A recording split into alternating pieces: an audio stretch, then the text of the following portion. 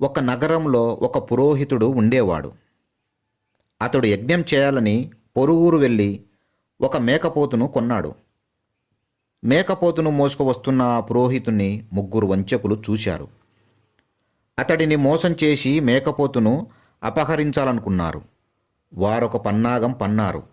దాని ప్రకారం ఆ దారిలో ముందుగా వెళ్ళి దూరంగా కూర్చున్నారు. ఒక వంచకుడి సమీపానికి ఆ పురోహితుడు వచ్చాడు. అతను చూసిన వంచకుడు, అయ్యయ్యా అయ్యయ్యో, కుక్కను భుజం పైన పెట్టుకొని ఎందుకు మోస్తున్నావు అని అడిగాడు. ఇది కుక్క కాదు, యజ్ఞం కోసం తీసుకుపోతున్న మేకపోతు అని పురోహితుడు చెప్పి ముందుకు సాగిపోయాడు. అక్కడ కూర్చొని ఉన్న రెండోవాడు మొదటివాడు అన్నట్లుగానే అన్నాడు. దానితో పురోహితుడికి అనుమానం వచ్చింది. మేకపోతును కిందికి దించి దానిని పరీక్షించి చూశాడు. అది మేకపోతేనని నిర్ధారించుకొని మళ్ళీ భుజం మీదకెత్తుకున్నాడు. అనుమానంతోనే నడక సాగించాడు. నీచుల మాటలు విన్న మంచివారి మనసు కూడా సందేహపడుతుంది, ఆ మాటలను నమ్ముతుంది. అందుకు ఒక కథ చెప్తాను, వినండి.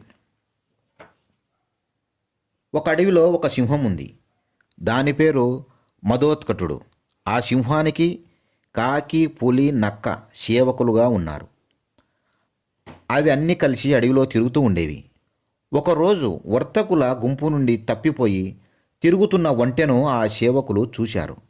దాని గురించి తెలుసుకున్నారు. ఆ ఒంటెను సింహం దగ్గరకు తీసుకుపోయారు. ఆ సింహం ఒంటెకు అభయం ఇచ్చి చిత్రవర్ణుడు అని పేరు పెట్టి తన వద్దే ఉంచుకుంది. ఒకసారి సింహానికి జబ్బు చేసింది. ఉన్న చోటు నుండి కదల్లేకపోయింది. దానికి తోడు జోరున వర్షం కూడా కురవసాగింది. సింహంతో పాటు కాకి, పులి, నక్కలకు కూడా ఆహారం దొరకలేదు. అందుకనే అవి చిత్రవరుణ్ణి చంపాలని ఆలోచించాయి. ప్రభువు సింహం ఒంటెకు అభయమిచ్చి అనుగ్రహించాడు. అటువంటప్పుడు చంపలేడు అని సందేహం వెళ్ళబుచ్చింది కాకి. ప్రభువు జబ్బు చేత, ఆకలి చేత బాధపడుతున్నాడు. అందువలన ఏ పనైనా చేస్తాడు. ఆకలిచే అలమటించే పాము తన గుడ్లను తానే తింటుంది అని అవి మూడు కలిసి సింహం దగ్గరకు వెళ్ళాయి.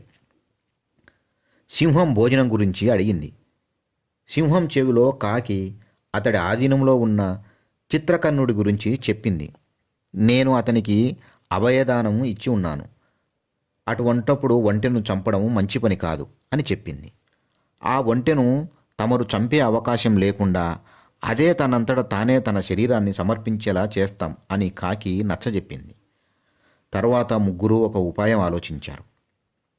కాకి సింహం దగ్గరకు వెళ్ళి, ఎంత ప్రయత్నించినా ఆహారం దొరకలేదు. ఉపవాసం వల్ల ప్రభువులు మీరు కృషించిపోతున్నారు. నన్ను చంపి తినండి అంది కాకి. దానికి సింహం ఒప్పుకోలేదు. నక్క, పులి కూడా కాకిలాగే చెప్పాయి. అలా వద్దు అని సింహం చెప్పింది. చిత్రవర్ణుడు నన్ను కూడా సింహం చంపదు అని అనుకున్నాడు. సింహం దగ్గరకు వెళ్ళి, నన్ను భక్షించి జీవించండి ప్రభు అన్నాడు. ఆ మాటలు వినగానే పులి ఒంట మీద పడి చంపేసింది.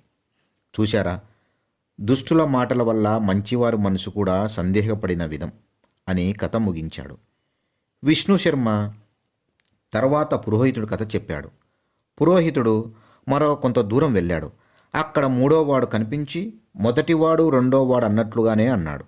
దానితో ఆ పురోహితుడు మేకపోతును కుక్కేనని నమ్మాడు. దానిని అక్కడే వదిలిపెట్టాడు. కుక్కను తాకిన దోషం పోవటానికి నదిలో స్నానం చేసి ఇంటికి పోయాడు.